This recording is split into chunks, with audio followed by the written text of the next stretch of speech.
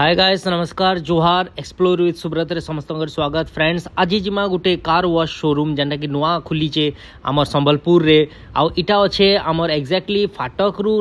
Khetrajpur railway station गला बेले से डेब्री आड़े पड़वा मझी मुझुआ आउ इटा खुलीचे मोर गोटे सांग गोटे खुलीचे बहुत स्पेशियस है आ स्पेशल इमान तो इच्छा अंडर कंस्ट्रक्शन रे भी अच्छन माने वेटिंग हॉल वेटिंग रूम भी प्रिपेयर करुचन एसी वाला आउ इनु एका संगे मोर हिसाब तो मुझे जेते देखली एरिया 3-4टा कार एका संगे धुई जावा और 10-15टा बाइक भी एका संगे धुई जावा एते एरिया अच्छे सफिशिएंट स्पेस अच्छे बहुत बढ़िया लगबा। आपण माने थरे जाके ट्राए करूँ आ विश्वकर्मा पूजा रे इटा जाके ट्राए करूँ बहुत बढ़िया से धुई जावा बहुत बढ़िया अच्छे सब छाई माई बढ़िया वेटिंग